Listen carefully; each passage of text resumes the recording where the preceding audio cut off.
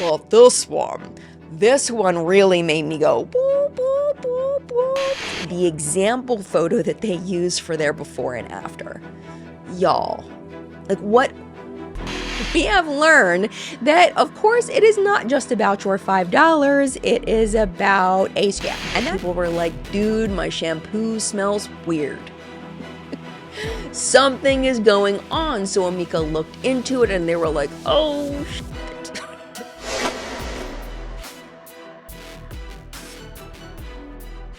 Hello, my friend. Welcome back to What's Up in Makeup, where we talk about everything that happened across the beauty industry all in one place. I have a lot to share with you, so we are jumping right in with a brand new multi-level marketing company starting in the cosmetic space. Now, I feel like a lot of us at this point are familiar with multi-level marketing and the predatory nature of the business practice behind it. But in case you are not, essentially what's happening is that we have a company that typically has some kind of product. People are recruited to sell these products as their quote unquote own business, in that they're promised things like time freedom to work anywhere and at any frequency that they choose in order to make extra money, the ability to stay home with their kids, the ability to have financial freedom doing something they love, using products that they enjoy, and all they have to do is just sell the products. It's very, very easy, is what they tell you.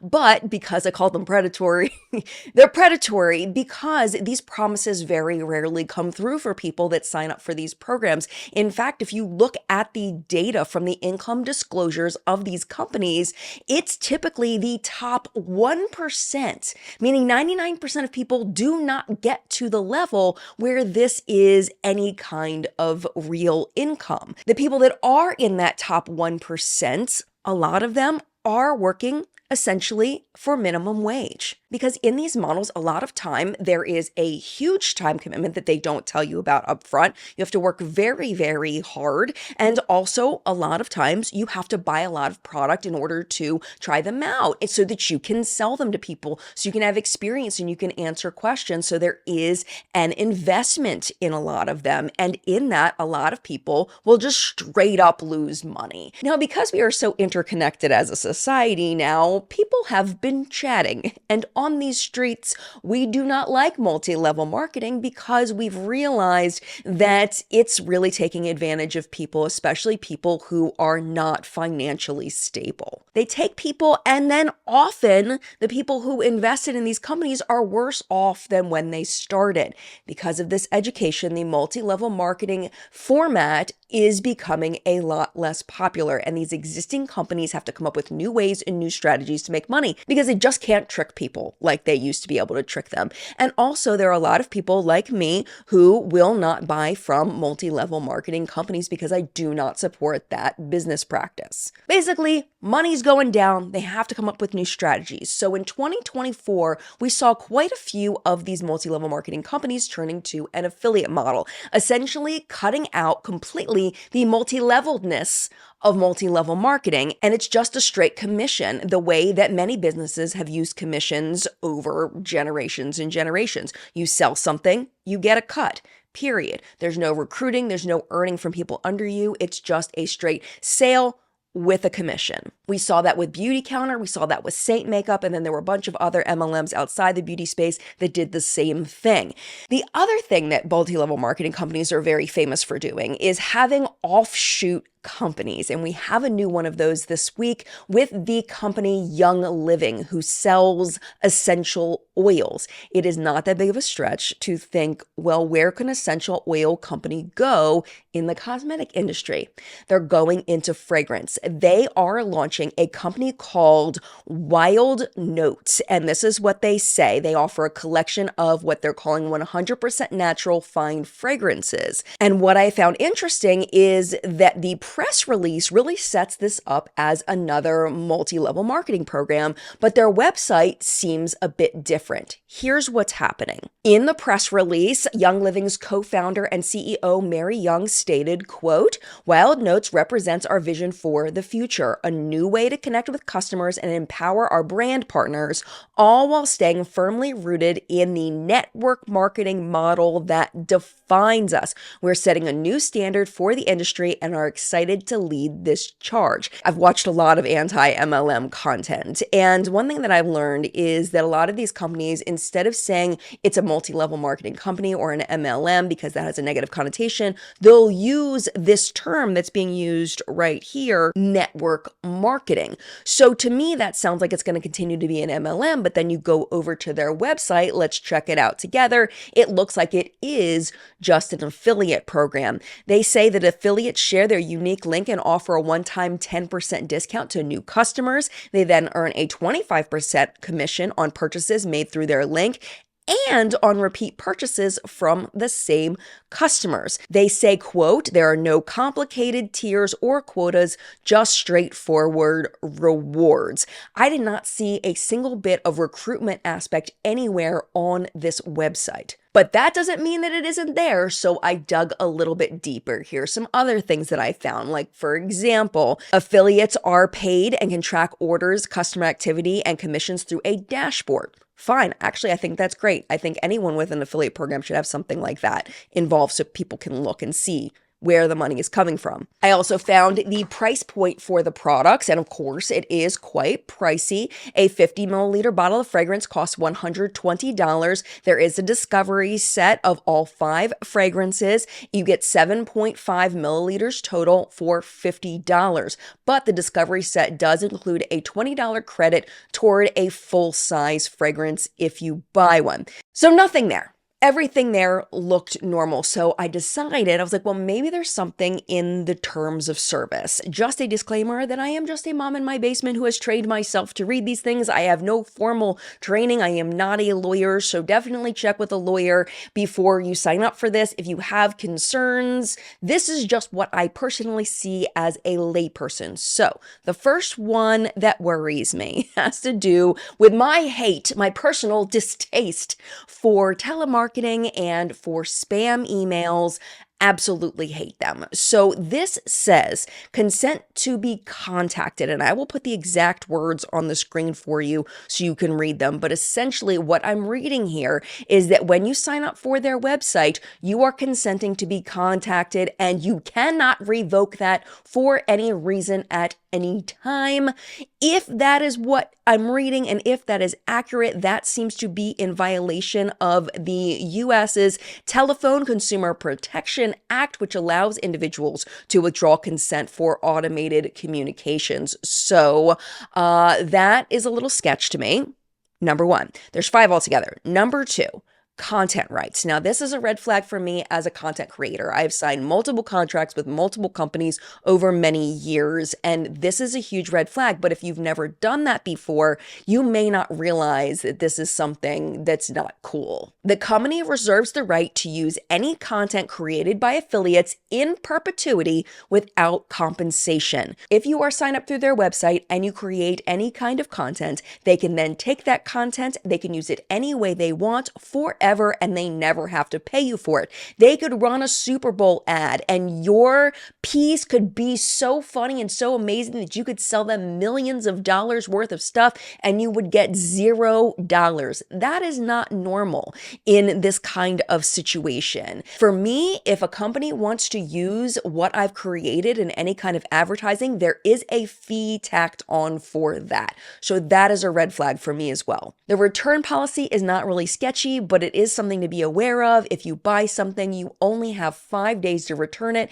and you will have to pay return shipping. They also will not reimburse you for the shipping that it costs to send you the product. Well, this one really made me go, boop, boop, boop, boop. Payment liability. If a customer's credit card expires or fails, the company reserves the right to continue charging and demanding payment. This has happened to me before where I was trying to cancel my subscription with Massage Envy specifically. I had called and called so many different times trying to get them to cancel my membership, and it was so difficult for literally no reason. So eventually my credit card just, it expired and I never re-upped on it, and that was how I ended up getting them to leave me alone. But what they're saying here is if that happens with Wyld Notes, they'll just keep charging you and they'll just keep sending you a bill.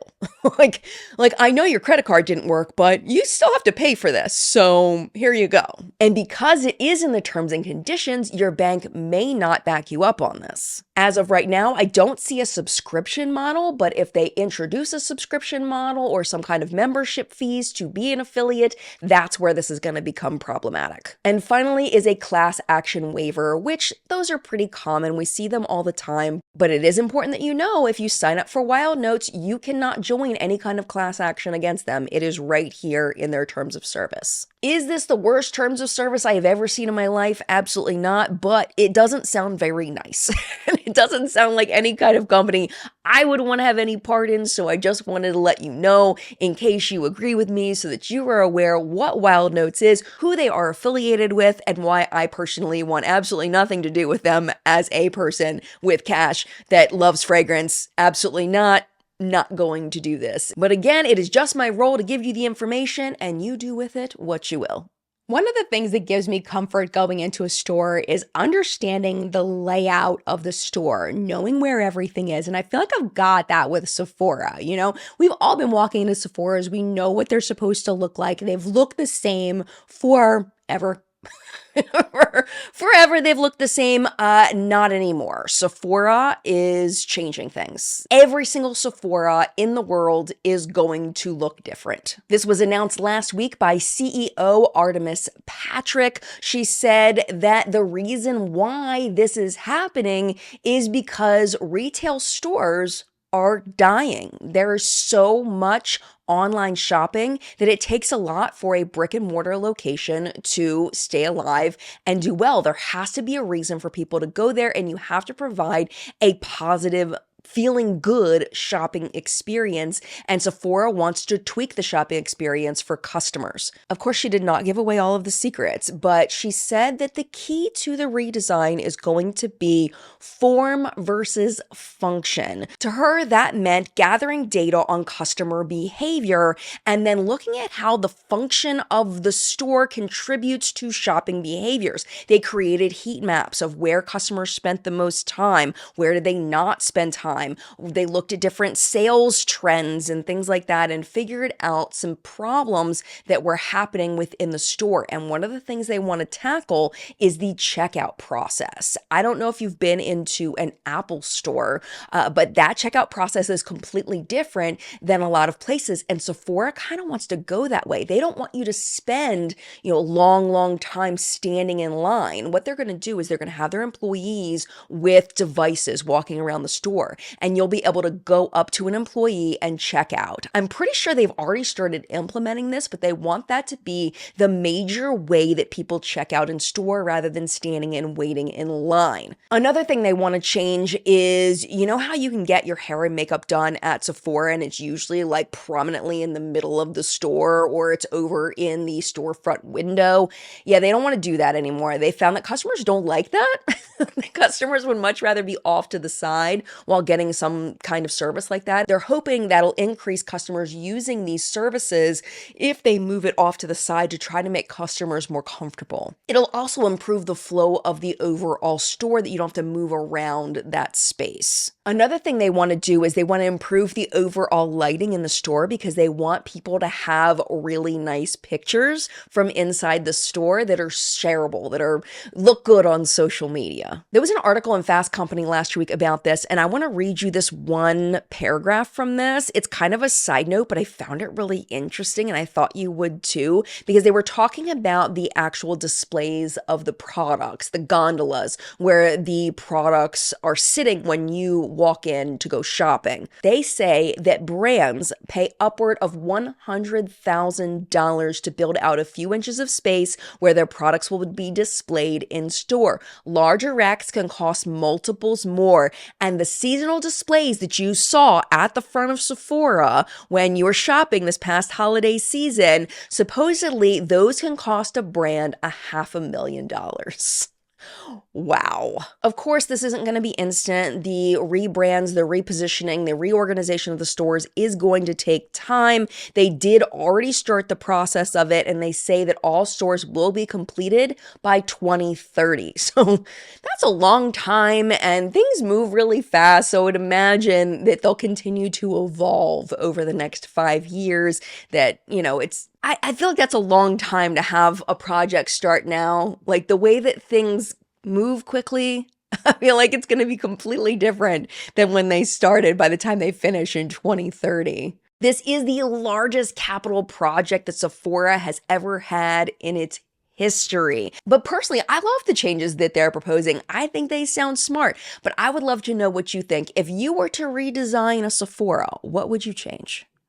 Of course, we have another Halo Beauty update. I wanted to share with you the progression on their transformation challenge that they posed last week. They've tweaked it a little bit. There's some new things happening there. In case you missed it, Halo Beauty was a vitamin company that was founded by Tati Westbrook, but she's no longer affiliated with it. They're trying to get some before and after pictures, but they're going about it in my opinion, not the most functional way. Last week, I pointed out some things that I saw that I was like, ugh. That's not cool. So like, for example, in order to even participate, you're going to need 2 months worth of vitamins. Those are going to cost you between $75 and $90. And not knowing how much of a gift card you might get, you really have to want to try these supplements and think of this gift card as kind of a bonus. Like it's not really appealing. You know what I mean? When there's so much investment up front and not knowing how much you're going to get back. And it's not a cash payment, it's a gift card. So if for some reason you are trying it and you don't like it, then you're stuck with this gift card, and your only other option other than Halo would be to spend it on the True and Luscious makeup line, which you may or may not want or enjoy. That could be appealing, so that is an option, but it's just cutting down the number of people that I think would be interested in participating in something like this. The other big problem that I saw was just from a brand perspective, that are they going to get the kinds of photos that they can use in the marketing? Is it going to be worth the time and the energy to get before and afters if there aren't that many people participating and the pictures that they do get just maybe aren't of the highest quality? Because let's be honest, I've done before and after pictures and tried my hardest, but when you're doing pictures like that over a long period of time, it's extremely difficult to get the exact same lighting and the exact same angle. It looks easy, but it's really not. The program also cuts out existing customers because they probably already are seeing their after results, and the before, there's no before. the results have already been happening. So it's really just for new customers. There's just so many limitations to it. Now, like I mentioned, they have changed things a little bit. They have upped the dollar amount of potential gift card to $150. They've also now introduced a social element. They say, quote, share your journey, post reels, videos for a better shot at winning big, implying that these social media shares would increase the value of the gift card. Of course, this seems like a great thing for the brand. Of course, they want more reach and they want to encourage people to share the photos that they've taken, but it could also discourage people from participating if you're a person who doesn't have a social media following. You just have an Instagram with, a few followers, and maybe you're not going to get as big of a gift card as somebody else. And the thing is you don't even know. You don't even know. They haven't outlined how they determine how much of a gift card somebody gets. I do like, though, that they added in there a little tip about how to make sure you're taking your supplements, because I do feel like they want to see those genuine, real results. I'm just very concerned at how many people are going to participate in this. Are they going to complain because they find out that one person got, $150 gift card and they only got $10, and why, I feel like it's going to cause them more trouble than it'll actually be worth. The final concern that I have with this is the example photo that they use for their before and after. Y'all, like, what? The before picture Do you see how much green is in that? And if you know color theory, you know that the green is going to show off the red in her skin more. Like it's going to make her skin look worse compared to the more natural looking, warmer lighting in the second photo. Plus, obviously they're not even at the same angle. They're not even the same distance away. Like, what is even happening? This is their like model example of how to do before and after. But like, who is running this? I don't understand. Like, who is running this? Who is doing this?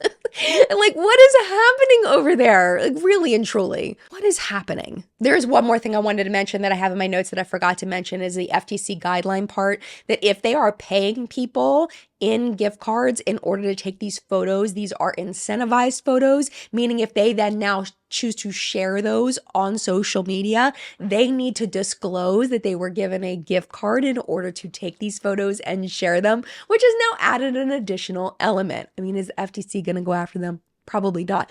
But technically, that would be an FTC violation as well. It's just a mess. It's a mess. I have not bought Halo Beauty vitamins in years. I do not plan on buying them anytime soon, and I absolutely would not participate in a program like this, but that is just me.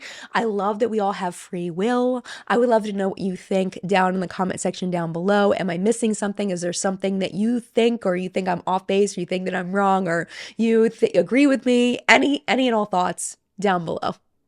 Oh, Charlotte Tilbury.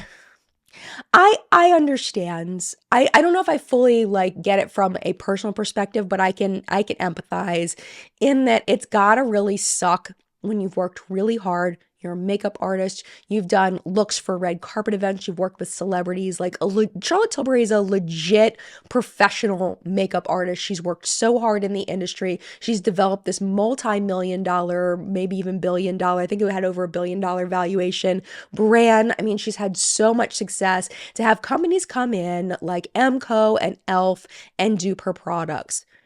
But girl, she cannot let this go. And it's starting to look weird. For years now, Charlotte Tilbury has been talking about we're the original, you can't copy us, you can't steal our DNA, like all these different things, like talking about how, companies are trying to replicate them, but they can't because we're the originals, we're the best. Like, I get it. There's a new one. There is a brand new one. There is a video called Legendary for a Reason. It is a new trademark phrase by Charlotte Tilbury. Here's a clip of the new promo video.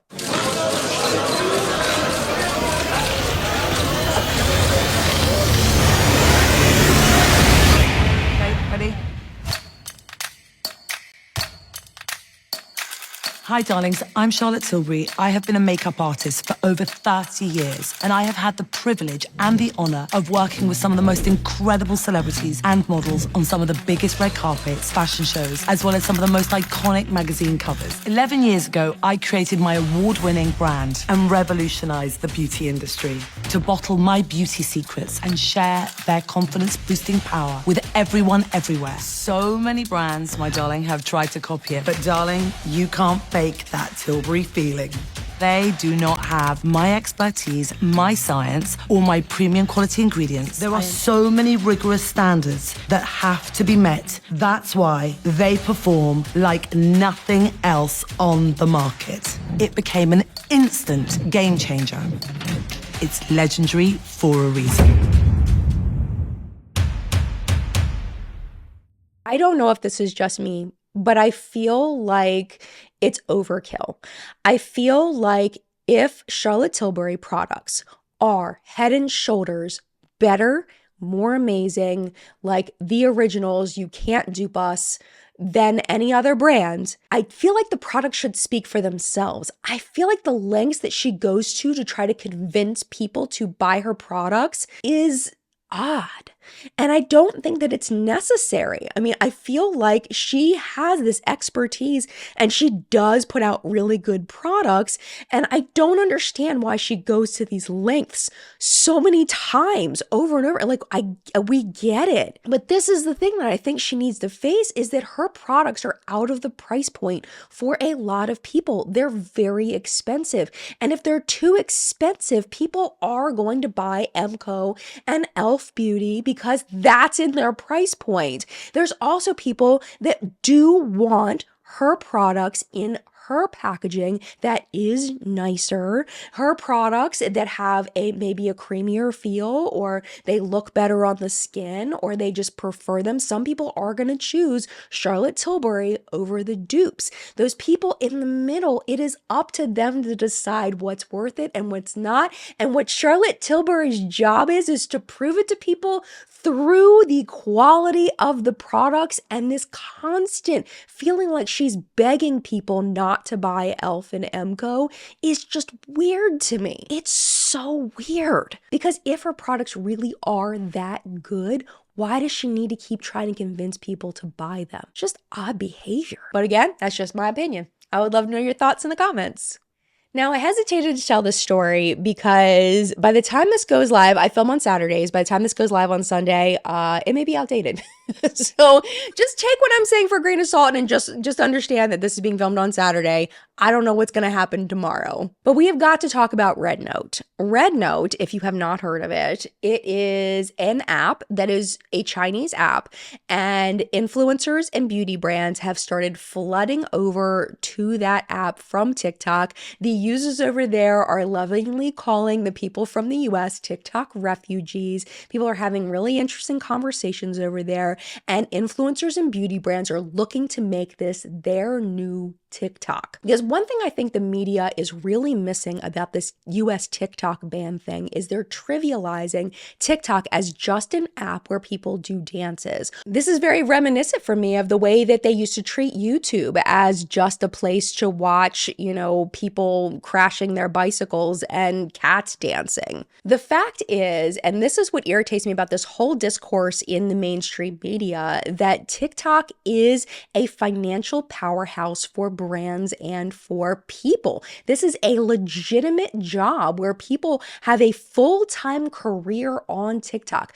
Small independent beauty brands have grown their entire platforms, have made millions and millions of dollars off of selling on TikTok Shop. This is not just a place where people go to watch goofy dances. This is a legitimate business for many, many people. And the US banning TikTok will disrupt many, many, many small businesses and individual people who rely on TikTok for income. So like I mentioned, a lot of TikTok users and small brands are going over to RedNote to try to start over. And I have lots of questions. I have lots of questions about RedNote, how it works, what the deal is with it. But I actually got some of my questions answered in an article in Beauty Independent that will be linked down below. But here are some of the highlights that I thought you might find interesting when it comes to the beauty industry over on RedNote. One of the big points is that the algorithm over on RedNote is different than TikTok.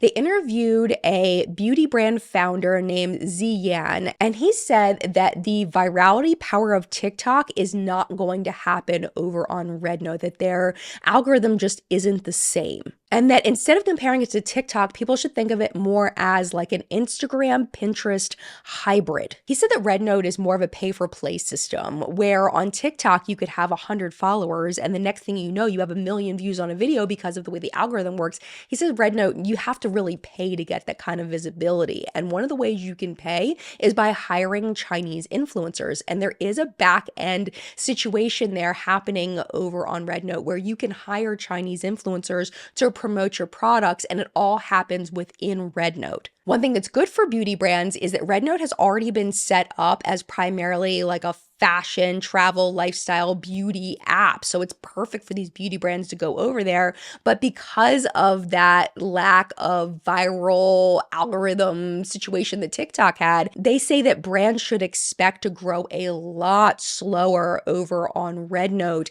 And also that it takes sometimes months to be approved as a seller over there. They also mentioned that the laws for selling products in China are different than the laws in the US. So like, for example, for years, we've been talking about cruelty-free cosmetics and how selling in China affects that. Now, those laws have changed significantly over the years, and I've had so much trouble figuring out like what they really mean in actual reality. But if beauty brands are cruelty-free in the US, they really need to check and see if whether selling on RedNote then gives permission to the Chinese government to test their products on their behalf before selling to Chinese customers, because I know that has been a thing. They may want to double check that before selling on RedNote, because that would then in the US negate their cruelty-free status to a lot of customers. But again, I'm just saying it's something to look into. I'm not saying that that absolutely is the way that it is. It's just something to keep in mind. Another thing to keep in mind is the censorship that happens in China. They are a communist government. They censor political content. TikTok was huge for political content. I don't think that's going to fly over on RedNote. The other thing that is not going to fly is any kind of sexual innuendos, any kind of sexual talk, sexual wellness products, not gonna fly. The article down below said that companies will often speak in code. So instead of saying like vagina or vulva, they will call it a secret garden. And people just know what that means. So it's just something to be aware of. So end game on this for beauty brands and for influencers. I think that it's important to manage expectations as far as the similarities between the two apps. It's important to recognize that this is an established community of Chinese users that need to be respected. I don't want the assholes here in the US to go over there and make us look like idiots. I know it's gonna happen, right? I know it's gonna happen, but it's like, I can just see this going really bad and I am nervous about it. So I think really the reason why I wanted to talk about it was just to make sure people were aware when they go over there, just how different things are. And hopefully everything can be peaceful and happy, but we'll just have to wait and see. Have you ever been scrolling online and you see an ad for a product that you've never heard of, but there's somehow some really, really famous celebrity promoting it, like in the photo, and there's some kind of quote for them. It's like, this is the best product I've ever used. And it's just something is off about it, right? You read more and then you notice that they're telling you that they will send you, they're so confident in the product that they'll send it to you for just the cost of shipping. I know for me, that's a big red flag, but I can see where people might look at something like this and be like, well, it's such a low investment paying like $5 to try this product that if I don't like it, I'm only out $5. It's really not that big of a deal.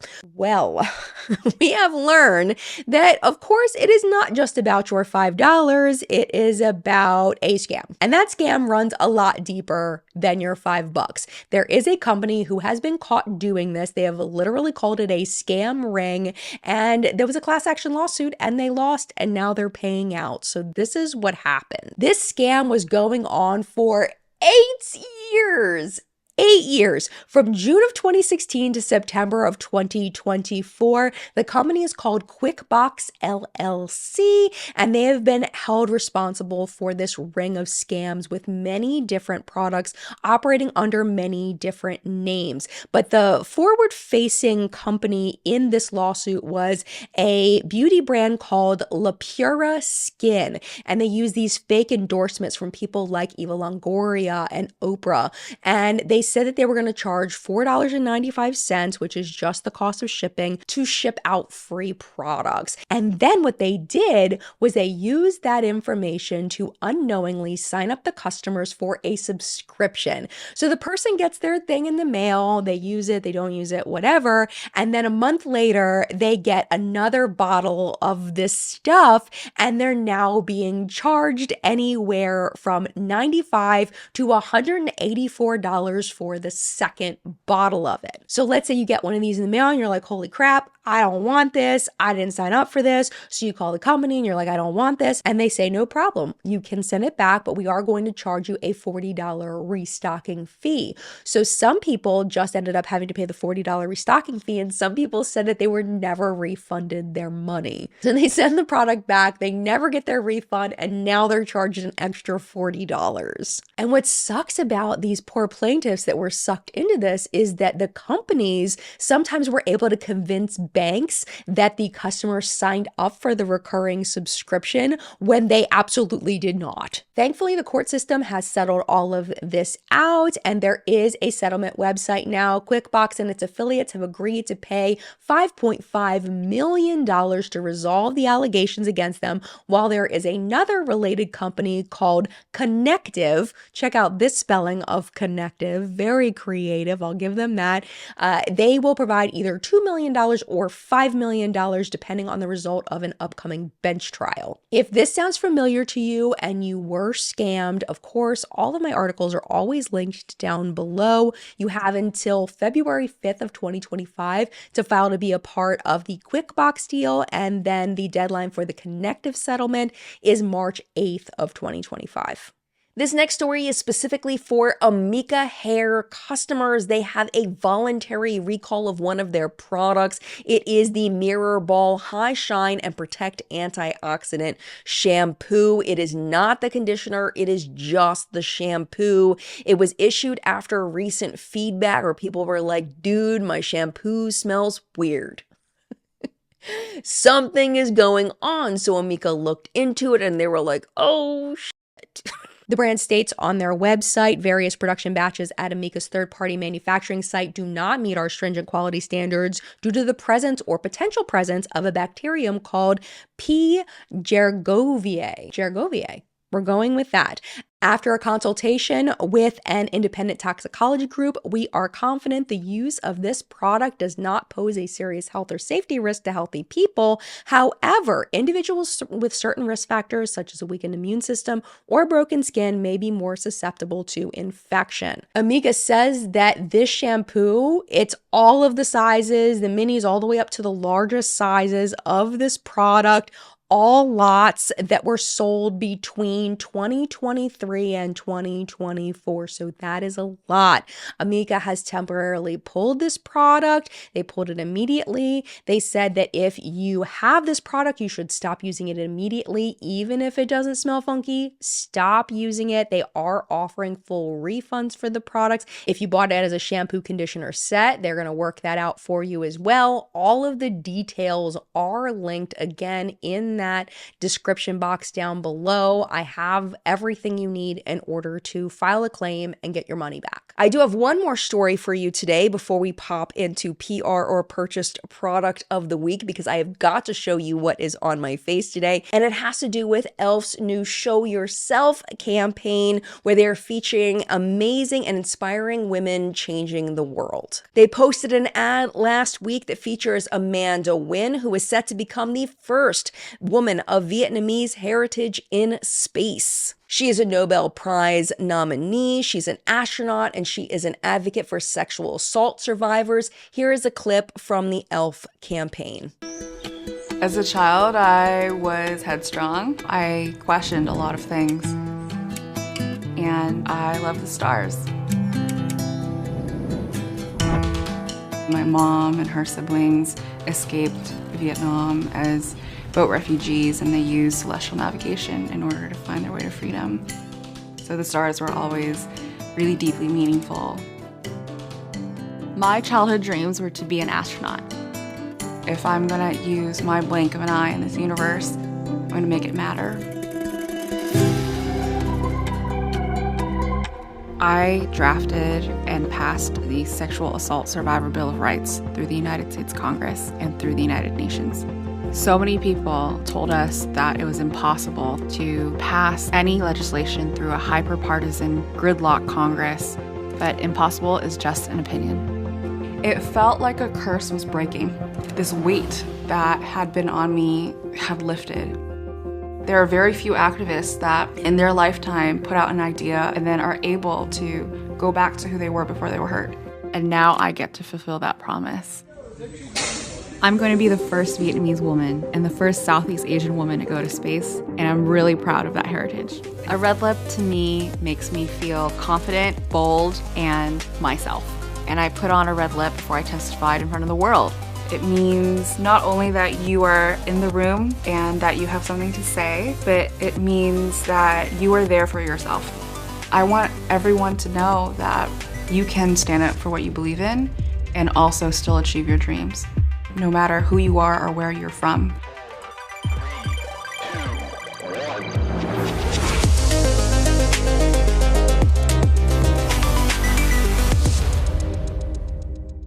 Amanda's nonprofit Rise is a global model for creating change and driving the movement to secure equality for sexual assault survivors, and will be linked below in case you would like to check it out. Amanda is set to launch into space on Jeff Bezos' Blue Origin New Shepard vehicle, thanks to the nonprofit Space for Humanity that is sponsoring her journey. I personally love these commercials that e.l.f. is doing. It really does feel like they're trying to highlight good things. Are there ulterior motives? Probably, but at least they're trying to put positive out in the world, and I appreciate that. We're gonna wrap up today's show with something I usually put in the product report, which is my PR purchase product of the week section. We're not gonna have a product report this week for a couple of reasons. First, product launches.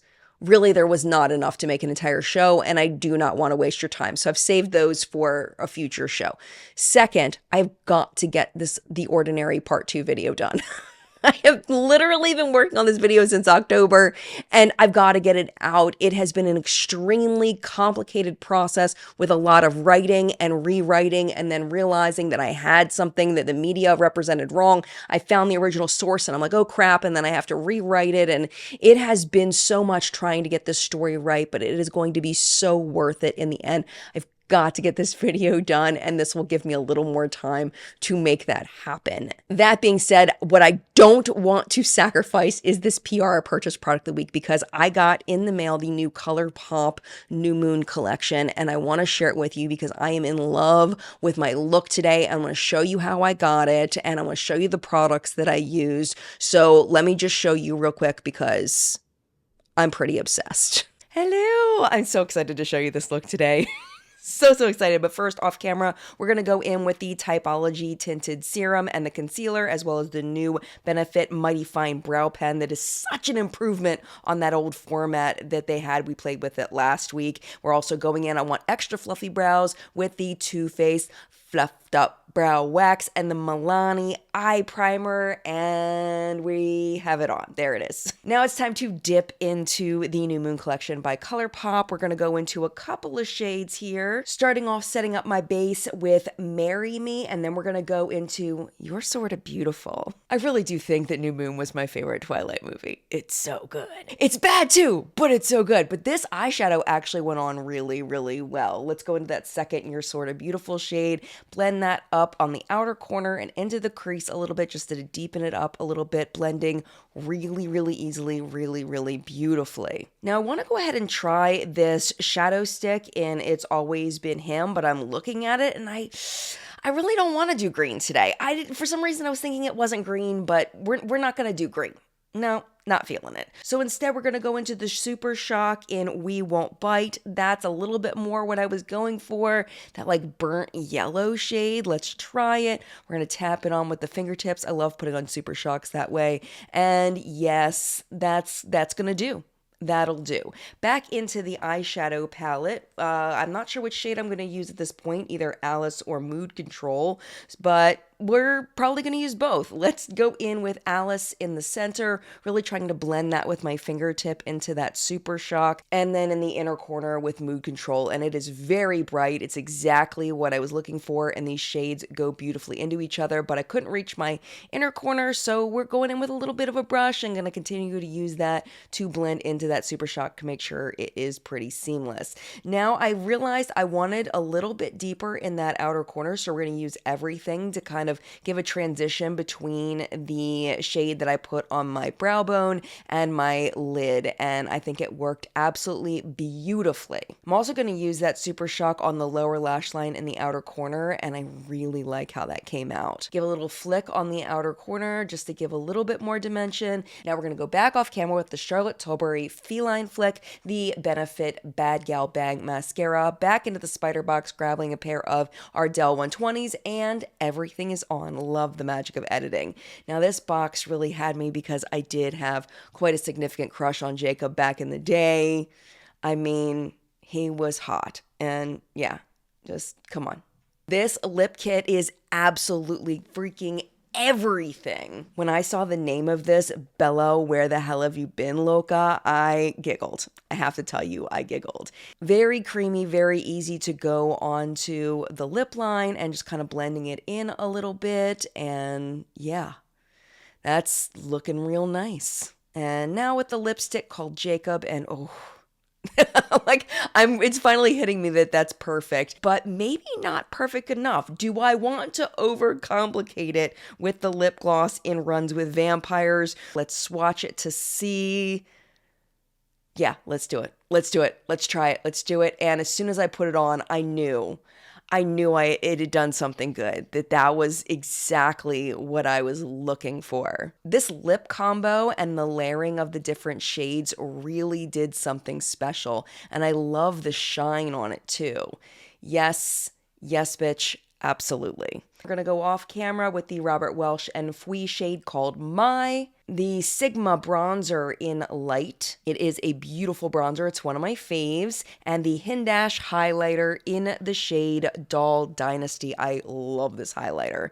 And now it's all on, and I am absolutely in love with this look. We're going to take off the bear ears. These are not the original bear ears, by the way. These are replacements because I lost them. I'm going to pop on my hoop earrings. They were not getting along with the bear ears, so now they're going on, and I am really feeling myself. Absolutely. Hopefully you found that helpful. Hopefully you found it interesting. I loved getting ready today. I love this lip. This lip, I think, is my new favorite lip. I love this look today. I'm definitely going to be digging more into this collection in the future, and I just really wanted to share it with you this week. I didn't want to let it go. And that, my friend, was What's Up in Makeup this week. Thank you so much for watching. And of course, thank you as always to the What's Up in Makeup Facebook hunters. Their names are scrolling below me. Thank you for all of your submissions this week. I appreciate you so much. Our live chat this week will be at 10 a.m. Eastern Time. Hopefully you can join us. If you can't, no problem. You can join us on the replay by going to your subscription feed, checking it out there. If you're not subscribed, head to my channel page, click on the live tab. They're there. Or you can go down in the video description. There is a clickable link to the What's Up in Makeup live chat podcast, where you can check out all of the live chats we've done over the past couple of years. Thank you again so much for watching. I hope you're loving What's Up in Makeup as much as I love making it for you. If you would like to hang out a little longer, I would love for you to stay. YouTube is going to recommend a couple videos for you over here to watch. Last week's top news segment is going to be here. YouTube's going to pick the top video based on your current viewing history, what they think you want to watch. But if you gotta go, I get it. It's no problem. Thank you for hanging out as long as you did, and mad love to you. I will see you in a video very soon.